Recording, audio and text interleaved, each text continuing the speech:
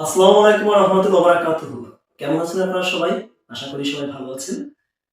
আপনারা হয়তোবা জানবেন যারা আপনারা ৫০তম বিসিএস পরীক্ষা দিতে যাচ্ছেন বা যারা আবেদন করেছেন বা করেননি, আপনারা হয়তোবা জানবেন যে আ ৫০তম বিসিএস প্রিলির যে সিলেবাসটা অর্থাৎ মানবন্টন না, মানবন্টন তো ৫০তম সার্কুলারেই দিয়ে দেওয়া হয়েছে। বাট প্রিলির যে সিলেবাসটা, সেই সিলেবাসটাকে আপডেট করা হয়েছে।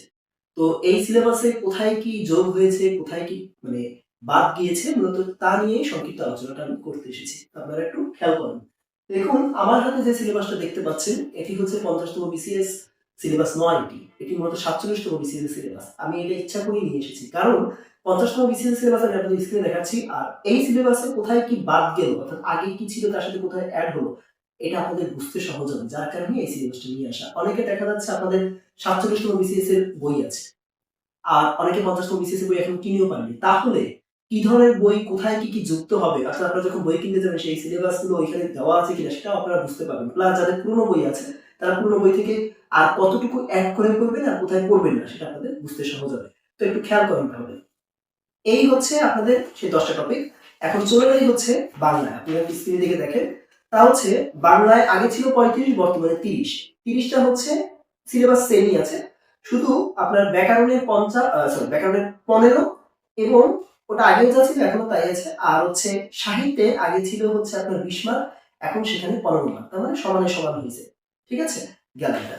এবার আসেন ইংলিশে। ইংলিশে ৩০ মার্ক। অর্থাৎ আগে যেখানে গ্রামারে ছিল ২০ এখন সেখানে ১৫। আর মানে ১৫ যদি আপনার গ্রামারে হয় তাহলে বোঝাই যাচ্ছে যে লিটারেচারেও ১৫। বুঝতে পেরেছেন? তাহলে এইভাবেই সিলেবাসটা করা আছে। এখানে কোনো পরিবর্তন নাই। এইবার আসেন মেইন পরিবর্তন কোথায়? তা হচ্ছে আপনাদের বাংলাদেশ বিষয়গুলিতে। বাংলাদেশ বিষয়গুলিতে দেখেন আপনারা একটু খেয়াল করেন আমার এটা একটু দেখেন। আমি কিভাবে কাটাকাটি করেছি এবং কিভাবে কাটাকাটি করে কোথায় কি এড হয়েছে এবং কোথায় কি বাদ গিয়েছে আমি সব এখানে আইডেন্টিফাই করেছি। একটু খেয়াল করেন স্ক্রিনের দিকে দেখেন আর এটা দেখেন।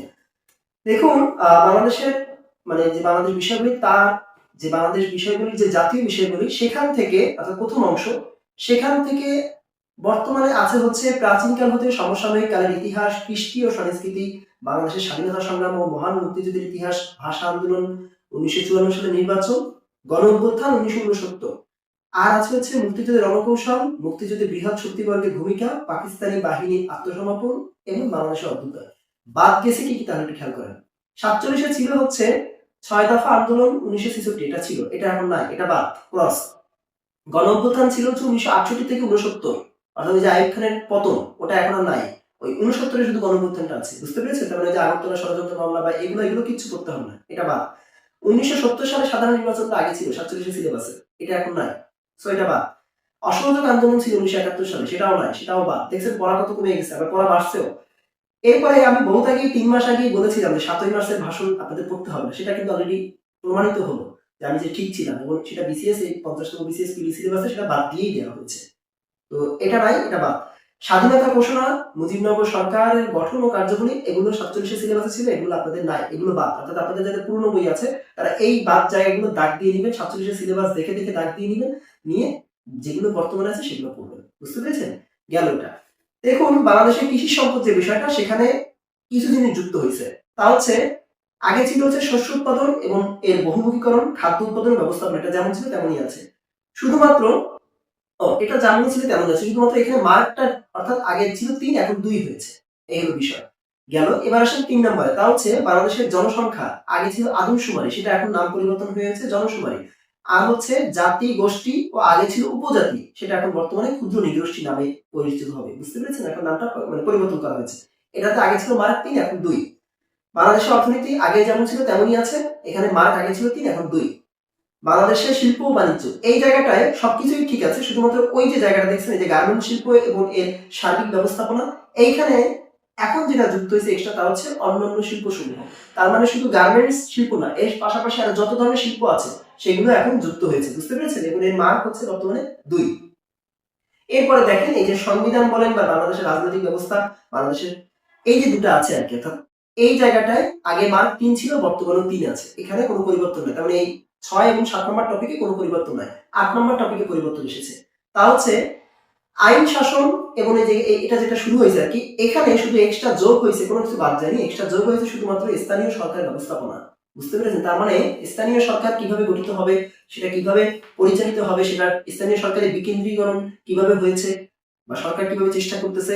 অর্থাৎ বিশেষ করে আপনারা যারা বিসিএস অ্যাডমিনের ভাইবা যদি কোনোদিন কেউ দিয়ে থাকেন বা যারা দিতে চান, তাদের যে ভাইবা গাইড আছে সেখানে দেখবেন এই স্থানীয় সরকার ব্যবস্থাপনা সম্পর্কে খুব ডিটেইলে দেওয়া আছে। ওখান থেকেও করতে পারেন। আর যদি 50 এর কোনো পিরিয়ড সিলেবাসের উপরে ভিত্তি করে যদি কোনো বই বের হয়, যেগুলো আপনাদের কিনতে বলেছি, সেগুলো যদি এই সিলেবাস থাকে তাহলে তো সেখান থেকেই পাচ্ছেন। তা না হলে নেট থেকে দেখে এখানে পড়ে নিবেন। বুঝতে পেরেছেন?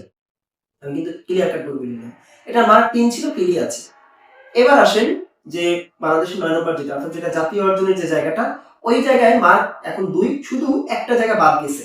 অর্থাৎ এই যে গুরুত্বপূর্ণ প্রতিষ্ঠান ও ব্যবস্থাপনা, সরি, গুরুত্বপূর্ণ প্রতিষ্ঠান ও স্থাপনা সমূহ, এই স্থাপনা সমূহ যে জায়গাটা আছে না, এটা বাদ গেছে, এটা এখন নাই। বুঝতে পেরেছেন? নিশ্চয়ই বুঝতে পেরেছেন আমি কেন বললাম যে এটা নাই। কারণ দেখবেন যে অনেক স্থাপনাই গুরুত্বপূর্ণ ছিল, যেটা মুক্তিযুদ্ধের সময়কার বা পরবর্তী সময়কার যেগুলো পরীক্ষায় প্রায় আসতো, সেগুলো কিন্তু ভেঙে ফেলা হয়েছে এই জুলাই আন্দোলনের সময়। সো সেগুলো বাদ দেওয়া হয়েছে ওই কারণে। বুঝতে পেরেছেন? এই রাজনৈতিক পটভূমিতে এই যে এটা বাদ দেওয়া হচ্ছে। এইগুলো আপনাদের 25 মার্ক বাংলাদেশের উপরে।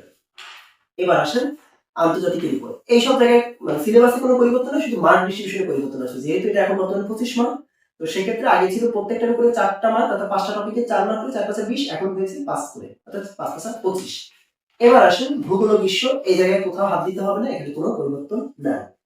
বেসিক্যালি আসলে খুব বেশি আর কোনো পরিবর্তন নাই, শুধু নাম্বারে এরকম। বিজ্ঞানও আর কোনো পরিবর্তন নাই, বিজ্ঞান যা মার্ক ডিস্ট্রিবিউশন ছিল সবই আছে। তথ্য প্রযুক্তিতেও কোনো পরিবর্তন নাই, এটা আগে যা ছিল বর্তমানে তাই আছে। গাণিতিক যুক্তিতে দেখেন, আগে ছিল 15 মার্ক, বর্তমানে হচ্ছে 20 মার্ক। বুঝতে পেরেছেন? এবং এই কারণে এইখানে মার্কের একটু ব্যবধান হয়েছে, তা হচ্ছে আগে 5টা টপিকে 3 মার্ক করেছিল, 3 5 15, বর্তমানে হচ্ছে 4 মার্ক করে, অর্থাৎ 4 5 20।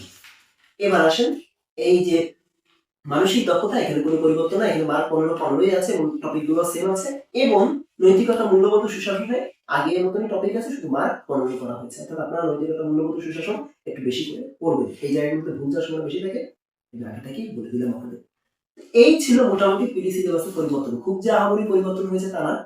তবে যে জায়গাগুলো আপনারা খেয়াল রাখবেন তা হচ্ছে, ওই যে প্রথমে বললাম না যে বাংলাদেশ বিষয়গুলো যে প্রথম যে চ্যাপ্টারটা, ওখানে আমূল পরিবর্তন এসেছে। ওই জায়গাগুলো বাড়ছে আবার কমছে। সো এই জায়গাগুলো আপনারা খুব ভালোভাবে দেখে শুনে বুঝে পড়বেন। এতটুকুই বলার ছিল। সংক্ষিপ্ত আলোচনা আমি এইটুকু জানাতে এসেছিলাম, যাতে করে আপনাদের বুঝতে সুবিধা হয়। তো ভালো থাকবেন, ভালোভাবে পড়বেন। আপনাদের জন্য শুভকামনা রইল। আজকের মতো এখানেই বিদায় নিচ্ছি। আল্লাহ হাফেজ। আসসালামু আলাইকুম ওয়া রাহমাতুল্লাহি ওয়া বারাকাতুহু।